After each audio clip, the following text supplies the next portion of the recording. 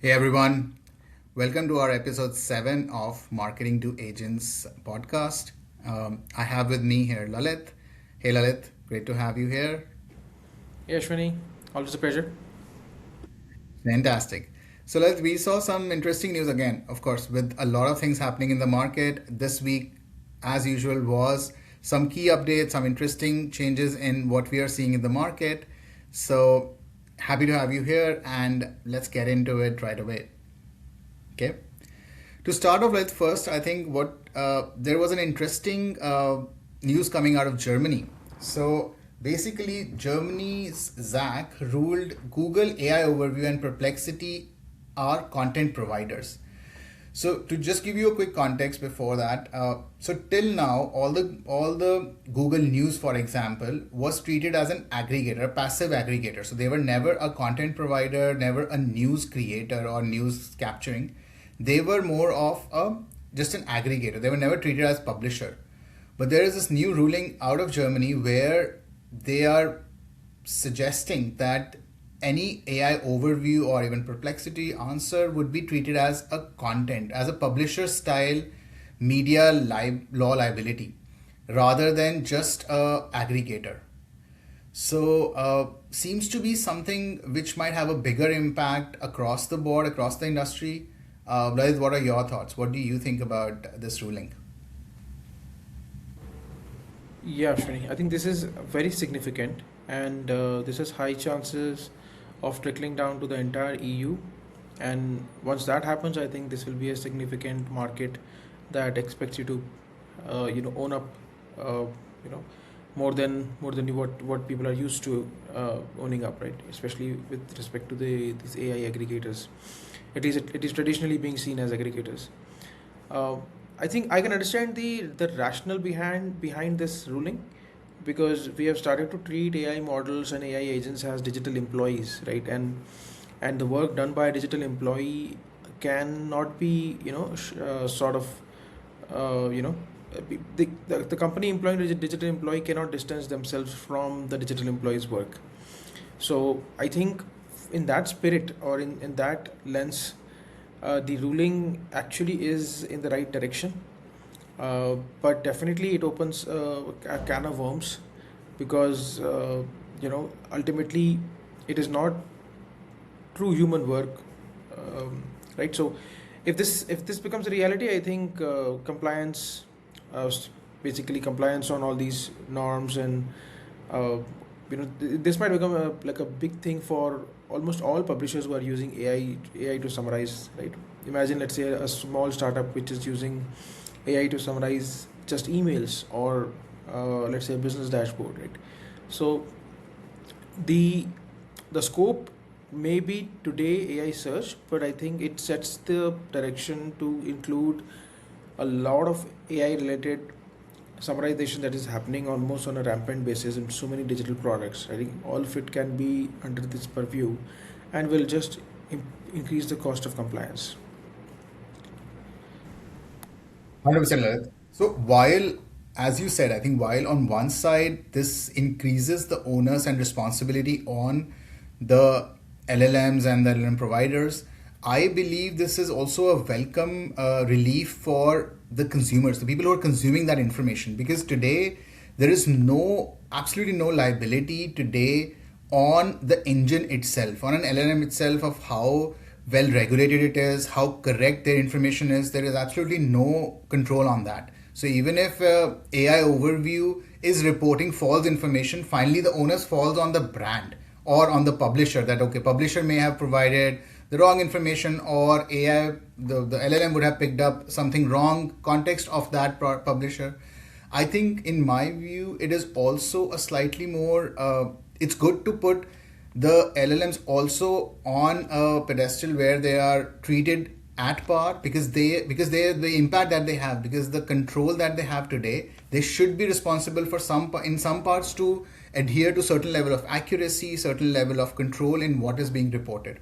Again, LLMs, of course, the whole AI being a black box, they will have to find ways to regulate it, or not regulate it, but at least in a way, at least make sure it is accurate, make sure the information provided is accurate. But yeah, like you said, it would of course increase the amount of surveillance, the amount of information required to then keep them in check. Yeah, and I think you're absolutely right. From a consumer point of view, this is actually kind of a relief, right?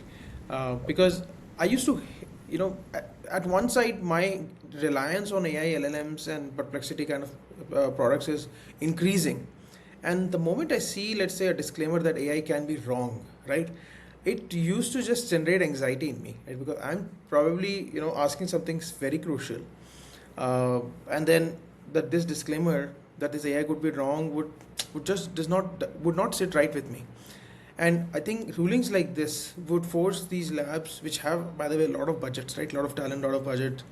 They should be able to invest more into the observability and guardrails, and should sort of ensure and assure the user that whatever they are basically composing as an answer, it's grounded in true facts, and it is no longer something that will make mistakes, right? So this is a welcome change, and I think consumers would could really appreciate that level of scrutiny and preparedness. Absolutely. And like you said, I think this could set a good precedent not just in Europe. I think there could be many geographies which might follow suit, because this does put like at least some responsibility on the LLM providers as well. And just because they control so much share of voice, mind share, I think we'll see this happening, I think, across the board, across multiple geographies, hopefully. Yeah, and one second order effect, Ashwani, of this would be that the liability insurance for AI decisions, right? That actually might become like a real market, right? Uh, so interesting. Maybe we'll have a discussions on this sometime. Yeah.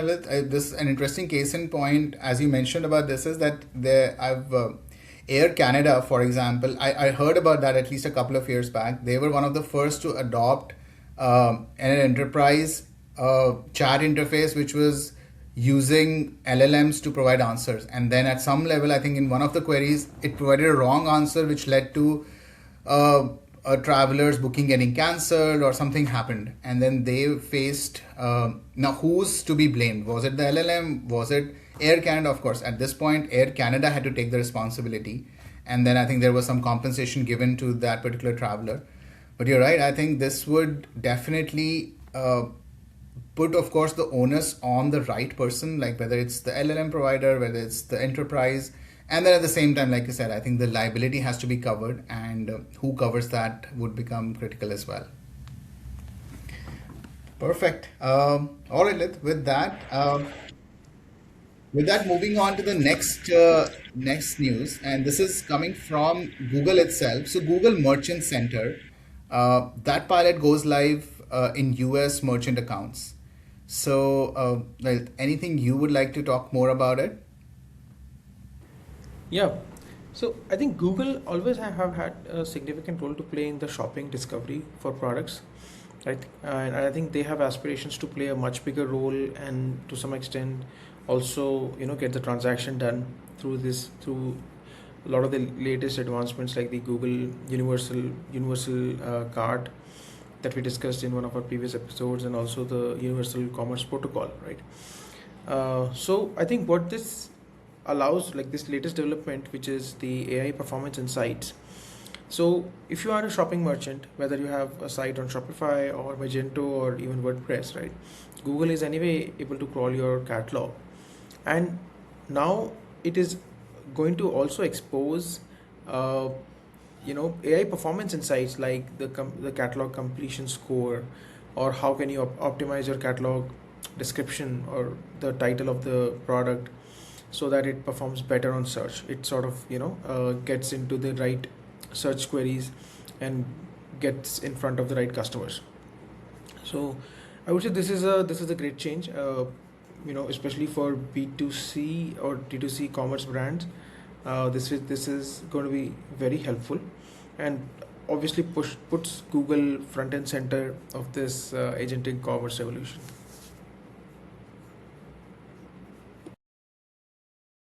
Absolutely, absolutely. And Related to commerce, there is another news which came in this week, which was from the Prime Day 2026. We saw that just finished recently, and some interesting data coming out of there.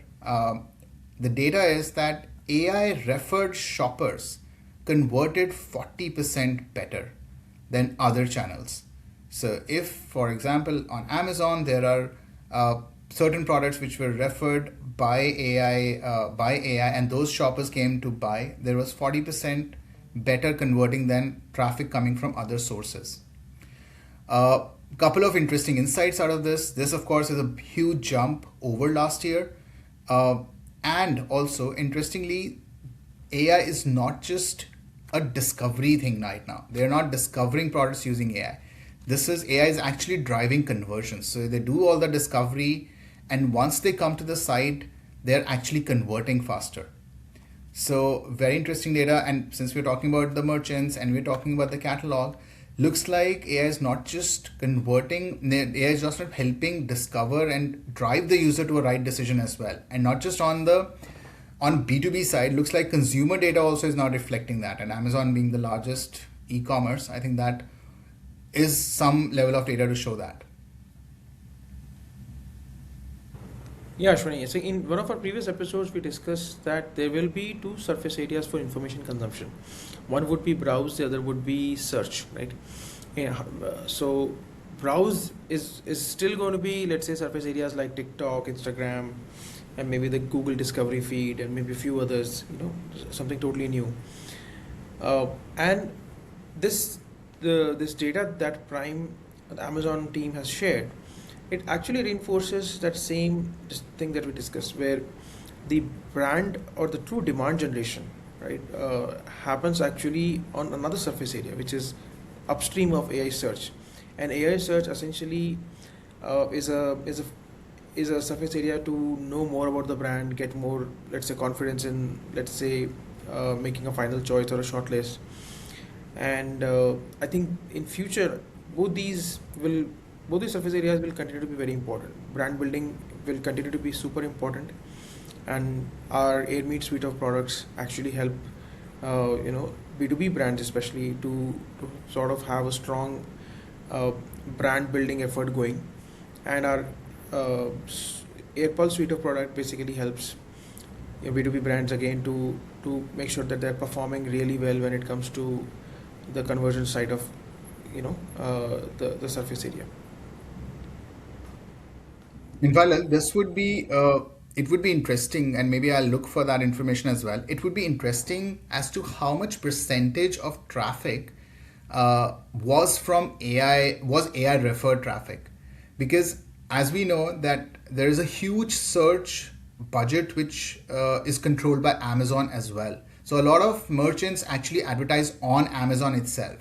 Now, if the AI traffic is already coming with a clear conversion intent, that means they've already done the discovery, they've already decided what they're going to buy, they're just coming to Amazon probably to just do the transaction. So, if this traffic starts becoming a material percentage of traffic coming to Amazon, then at some point it might start hitting Amazon's, maybe the ad revenue which they are actually generating from ads running on Amazon. I'm just thinking like maybe massive user behavior change once people actually use AI for research and not really go for discovery or not really go for category searches on Amazon eventually. But yeah, I would say if that shift starts happening, I think there would be some impact we might see on Amazon's ad revenue as well. Absolutely. Yeah.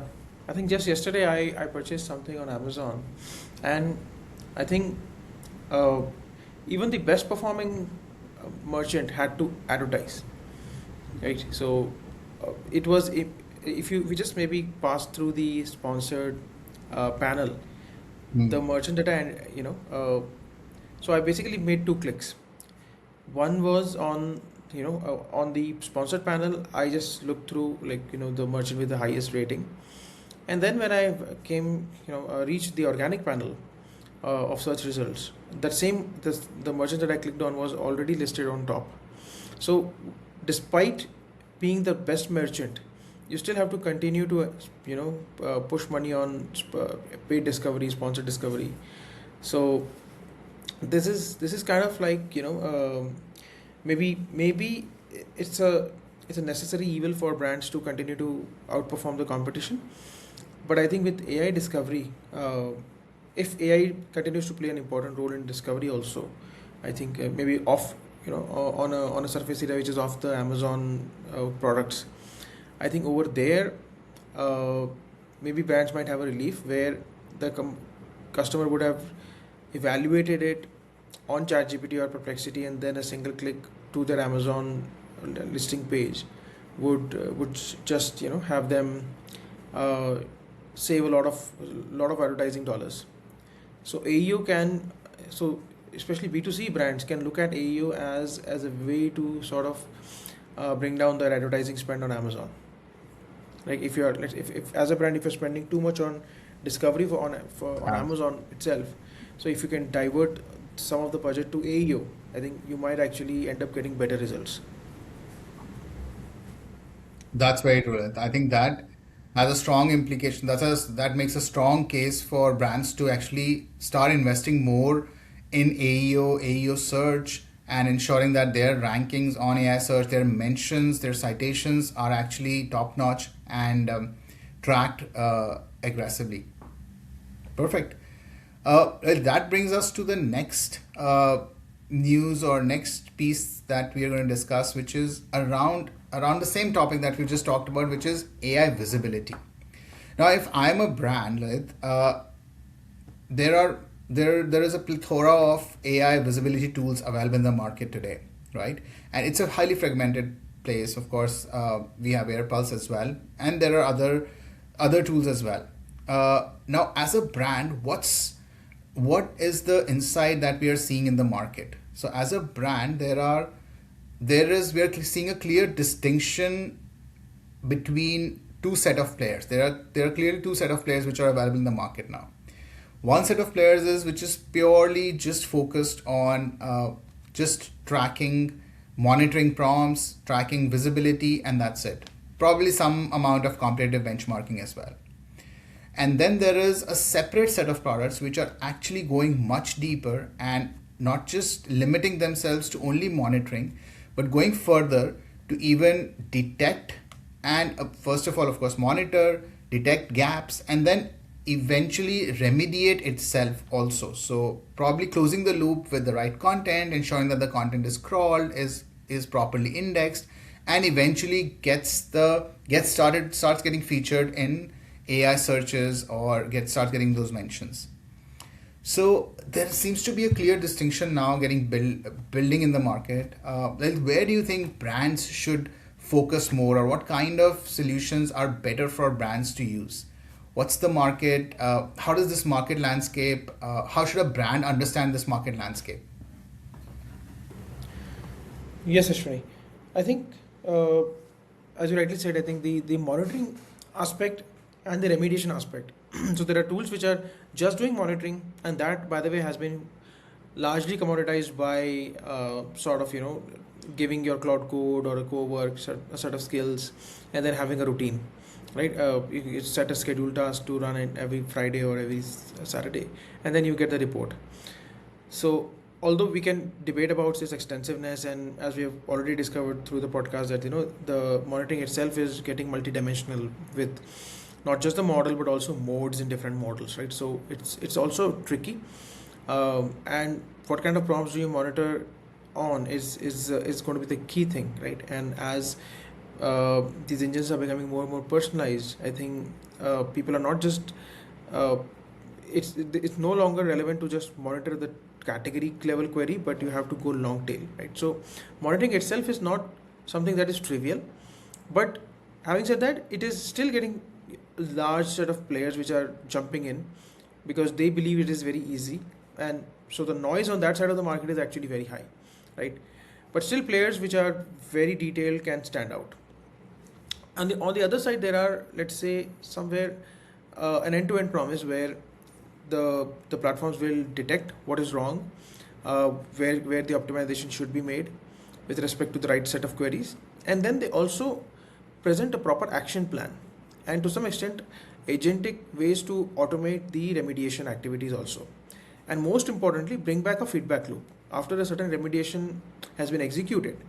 What actually happened on the monitoring metric, right? Did it improve? Did it was it neutral?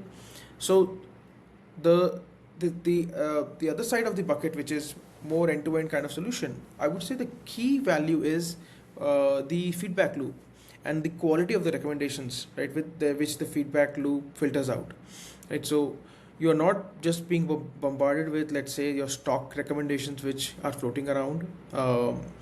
It uh, those tools can actually surface backed and battle hardened or battle proven techniques which actually can drive results. So at AirPulse, right? So we are in the category where we not just monitor, we also help brands with a detailed action plan, because websites are also a very fragmented landscape, right? So not many websites are still on WordPress or on, let's say, on legacy players like Wix. Some are also on, let's say, new age platforms like your Lovable, etc., right? So remediation takes time, right? The remediation would be fragmented also, right? The strategy to remediate. So we do one extra step after monitoring is that we give you a detailed action plan which brands with, let's say, team members with relevant skills can go execute themselves. And we are also adding more and more automation on the remediation side. So we recently launched a WordPress plugin. The WordPress plugin allows you to sort of take action on the audit actions, the recommended actions that the audit step is generated, and it can essentially put the whole AU optimization or autopilot for our customers who are using WordPress. We now are also launching our own CMS, right? So your entire content publishing can be managed by AirPulse.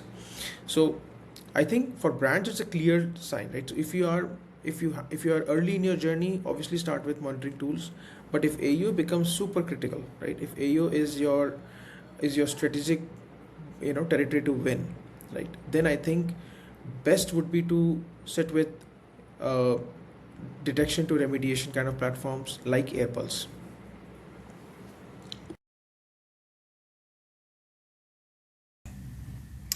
Fantastic way to put it, Lalit, and good demarcation as well. Uh, Now, so of course, AirPulse is a tool which goes from monitoring, right from monitoring to eventually remediation as well, and helping close the loop from tracking to finding the gaps and then eventually filling those gaps and then even eventually looking that back into the tracking. Yes.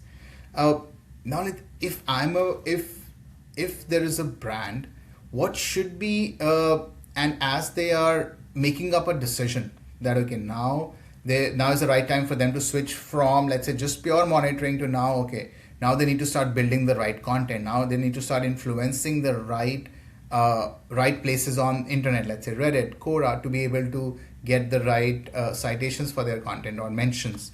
uh, what do you think that trigger should work like is it just from when they are looking to start growing or when they're looking to start improving their content? What do you think that trigger looks like when a product like AirPulse is the right product for them, for a brand?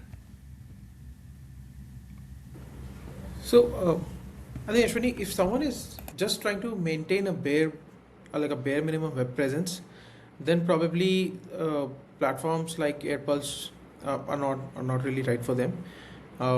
But if, as I said, the winning the geo landscape is important for them, which I think in every growing category, whatever categories are growing, and the market is expanding in those categories, I think they should prioritize answer engine optimization from the day one, right? Because there is also a time value in this domain, and there is an aspect of compounding benefits, right? So there is a good amount of weightage that is given to, roughly 40% is given to, let's say, earned citations, like earned mentions on third party media, which also includes your review websites and customer testimonials on LinkedIn. And there's good weightage on, let's say, paid partnerships with the ecosystem, where you can do, let's say, a guest post or a joint study with someone, right? So the early you get into the game, right? Earlier you get into the game, the advantage comes early and then that can compound, right? So if you have more customers because of a better AU in the first phase itself, right, those customers, when they write testimonials, when they write reviews, right, it just compounds. So it sort of reinforces your leadership position, in a very strong way. So I would say, if at all there is a growth, expectation from the AI search channel, right? So typically all businesses which have some sort of a global distribution, let's say a digital distribution, or a digital way to acquire customer, they must invest in AEO and as early as possible. Perfect. That's a fantastic suggestion, Lalit. And for brands who are listening, I think that's a great segue for you to take a decision as and see this investment as a priority investment on building your AI presence and building your presence in AI search and ensuring that you're getting mentioned for the right prompts. Well, with that, I think we have covered some of the key insights from this week. Anything top of your mind other than the news that we've seen till now? Yeah. So I think the AI Max campaign toggle in Google Ads, right? That I think we can discuss. So Google had launched the AI Max toggle, which essentially sort of unleashes AI optimization for better queries to target. You know, uh, the AI Max mode enables Google to determine what extra queries, what extra landing pages, what extra content optimization on your ads can be possible, right? Which was launched in a way that brands were experimenting with because they had no controls on it. Now, what Google team has done is that they have introduced brand controls, where they can explicitly say that don't get into the territory of keywords which has, let's say, a competitor mention, or don't include this set of, let's say, landing pages from my website, or on the copy, you know sort of have these guardrails. And they can also sort of steer the AI Max optimization by giving like a proper prompt. So this is again is a good development, because the AI mode in AI Max, sorry, Google AI is anyway increasing its market share, it's increasing its relevance, and still a lot of AI advertising still is getting funneled through the the Google search ads, right? So so I would say that again is something that we should discuss here. I feel, yeah, that's a good point, and you're right. I think till till the user behavior remains extremely in a flux, I think we will keep seeing this pattern. I think it'll be hard to land on what will really work. So, for example, a lot of today the page search is of course below AI overview, but then now within AI Max search property, I think those searches are coming next to AI overviews. So I think Google is trying to figure out where will this user behavior land and how valuable and which properties get the right amount of clicks so that Google's search revenue keeps on increasing. So I think eventually, uh, I think these are still early experiments. Google is also trying to figure out where and what are users clicking. Maybe they'll try something with the citations. Maybe there might be eventually a property within mentions also, that there could be mentions also which you can advertise eventually. I don't know. I'm just again hypothesizing that what all is possible. Like the other day I saw ads in Chat GPT. I'm sure a lot of people are seeing that those ads. Those ads today are completely out of context, right? So if you're searching for something around shoes, the ad could be about furniture. So completely out of context, just maybe because they don't have enough advertisers, they have not built enough context today. But I think eventually, but those are not purely not search. They're just in a way they are more of display ads where they're just showing another relevant category brand there. But yeah, hopefully, I think all of these I think are early experiments, and finally, once the user behavior is slightly more firm, I think that's when we'll know what some of these inventories really work out as. Absolutely. Yeah, perfect. Lalit, so I think this was again, like always, this was very insightful. A lot of learnings there, And again, to our listeners, feel free to share any feedback, any thoughts, any questions that you have, and we are happy to cover them in our subsequent episodes. All right, then. Right, Thanks, thank you so everyone. much for being here. Thank you, everyone. Thanks, Ashwini. Thanks. Bye.